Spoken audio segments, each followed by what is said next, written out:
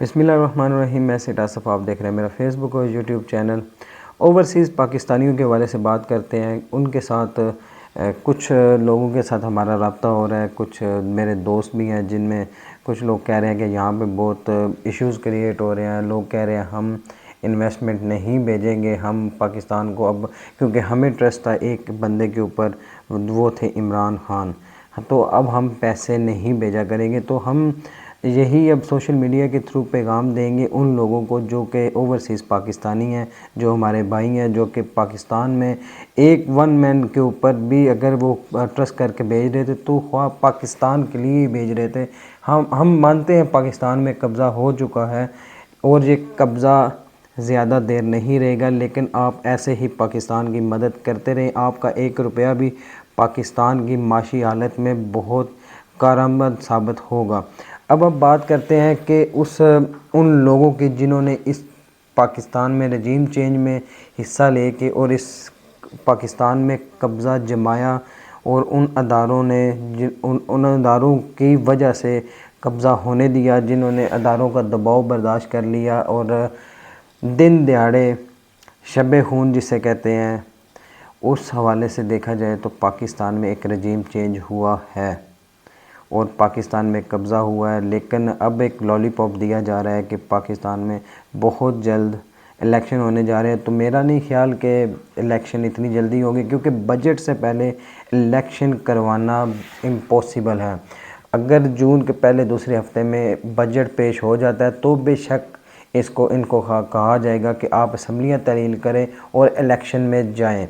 अगर ऐसा, क्योंकि बाज़ लोग ये कह रहे हैं और उनका ख्याल है कि शहबाज शरीफ पाकिस्तान के बहुत अहम मसलों के ऊपर साल के आखिर तक जाएं और उनके ऊपर अपने अपने जो है ना फ़ैसले सुनाएं, और जैसे कि अब वो सुनाते आ रहे हैं।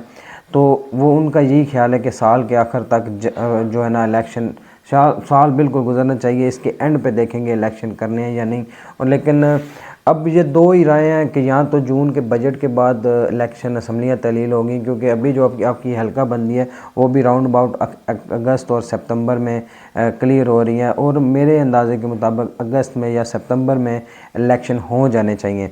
अब ये लॉलीपॉप जो दिया जा रहा है कि इलेक्शन बहुत नज़दीक है, ये है वो, बहुत मुश्किल लग रहा है, क्योंकि बजट से पहले तो हुकूमत नहीं कहीं जाने वाली और आवाम में बेचैनी है, जो बेकरारी है वो बिल्कुल उनकी जगह वो ठीक है। लेकिन आवाम को यही मैं ये कहूँगा कि उनको मुश्किल वक़्त के लिए जुल्म के ख़िलाफ़ और ज़्यादती के ख़िलाफ़ तैयार रहना है और इमरान खान के आवाज़ या उस जो शख्स के साथ रहना है जो पाकिस्तान की मईशत और हाकमियत और सालमियत के लिए बेहतर है। वो अगर आपकी नज़र में इमरान खान है तो फिर उसके साथ लब्बैक हैं और उसके साथ खड़े रहें, क्योंकि आपको पता है आपकी हुकूमत को दिन दहाड़े कैसे ख़त्म किया गया, एक रजीम चेंज के प्रोसेस के ज़रिए। तो हम एक समझते हैं कि DGISPR जो एक अदारा है वो एक ऐसा अदारा है, और उसका जो नुमाइंदा जो DGISPR होता है वो ऐसा नुमाइंदा होता है जो पाक फ़ौज के सरबराह के मर्ज़ी के अलावा कोई ऐसा लफ्ज़ नहीं बोलता जो उसमें उस आर्मी चीफ़ की मर्ज़ी शामिल ना हो। तो मैं बात करता हूँ कि DGISPR में कुछ ही वक्त पहले अगर देखा जाए तो उन्होंने एक अल्फाज बोले थे जिसमें कहा गया था कि मोहसिन दावड़ और उसके कई साथी दुश्मन ममालिक से पैसे और फंडिंग लेते हैं और पाकिस्तान के ख़िलाफ़ यूज़ करते हैं। तो यही मोहसिन दावड़ है जो शहबाज शरीफ इसको ECL से नाम निकलवा के अब उस लिस्ट में शामिल कर लिया गया है कि जहाँ ये एक दौरा करेंगे उम्रे के लिए तो ये उनके साथ जाएंगे।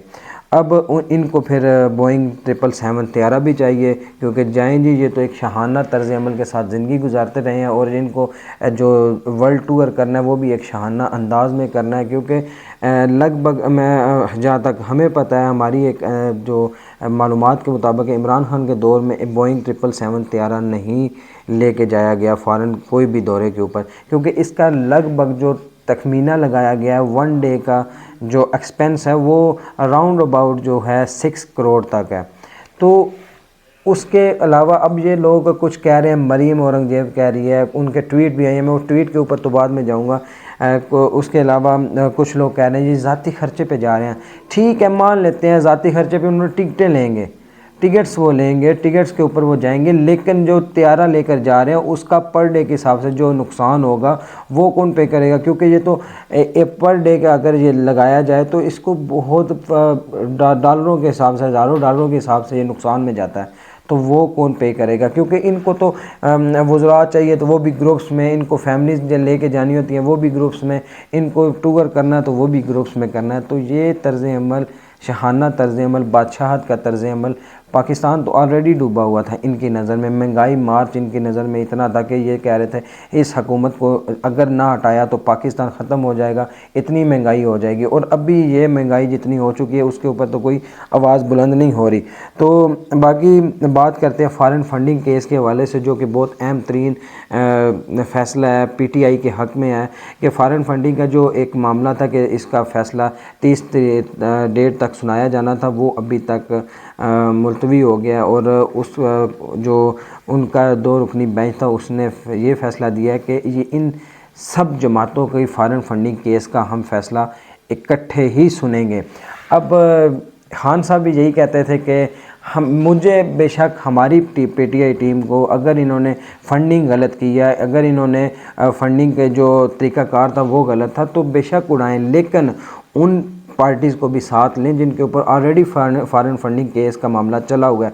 तो लिहाजा अगर आपने हमारा कोई इशू चल रहा है, कोई फ़ॉरेन फंडिंग केस में हम कसूरवार साबित होते हैं तो बेशक हमें भी उड़ाएं, लेकिन उनको भी उड़ाएं जो पहले ऑलरेडी इसमें इन्वॉल्व हैं।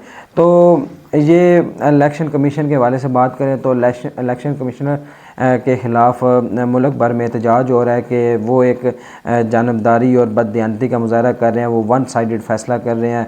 तो उस हवाले से पूरे पाकिस्तान में एक एहतजाज हो रहा है इमरान खान की आवाज़ के ऊपर। तो आपने वो लफ्ज़ तो सुना ही होगा ना कि मैं उस टाइम कमरे में नहीं थी। कोई भी फ़ैसला बात या कोई भी सवाल करें तो कहती हैं कि मैं उस टाइम कमरे में नहीं थी। मैं बात करूँ हीरा रुबानी खर की, तो जज़ीरा के इंटरव्यू जब वो ले रहे थे तो जज़ीरा वालों ने उनसे कुछ क्वेश्चंस पूछे तो उनमें उन्होंने कहा जी गिलानी साहब ये कह रहे हैं, तो कहती हैं जी मैं सॉरी उस टाइम मैं कमरे में नहीं थी। उन्होंने कुछ टाइम बाद को बड़ा ही उन्होंने मिलान तन भी की, बहुत से सवाल मीडिया वालों ने किए जिसके वो जवाब ना दे पाए। कहते हैं कि असद जरदारी ने ये कहा, तो कहती है जी मैं तो कमरे में नहीं। तो ये है हाल इनकी खारजा पॉलिसी का, इन्होंने मुल्क चलाना और यही मुल्क पहले चलाते रहे हैं। तो बात ये हो रही है कि इलेक्शन का जो लॉलीपॉप होगा वो अवाम बर्दाश्त नहीं करेगी। इलेक्शन होंगे और आज शेख रशीद साहब का भी यही बयान था कि इलेक्शन 30 मई तक ना हो तो यहाँ पे बहुत कुछ होगा, खून रेज़ी होगी।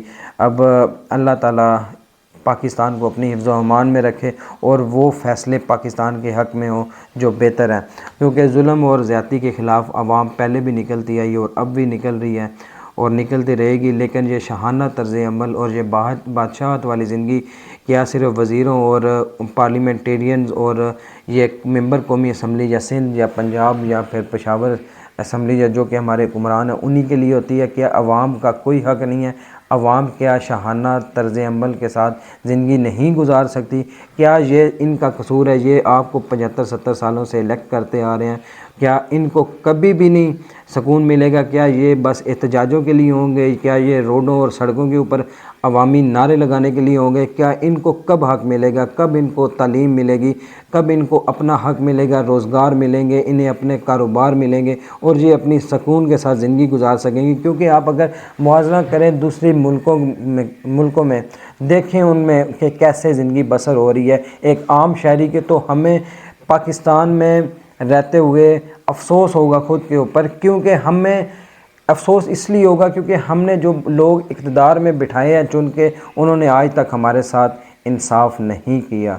अगर कोई बंदा इंसाफ करने की कोशिश करता था तो उसको अदारों के दबाव के साथ, उसे अदलिया के दबाव के साथ रातों रात अदालतें ओपन करके रजीम चेंज ऑपरेशन के ज़रिए हटा दिया जाता है। तो इसके साथ मुझे दे इजाज़त। अस्सलाम वालेकुम।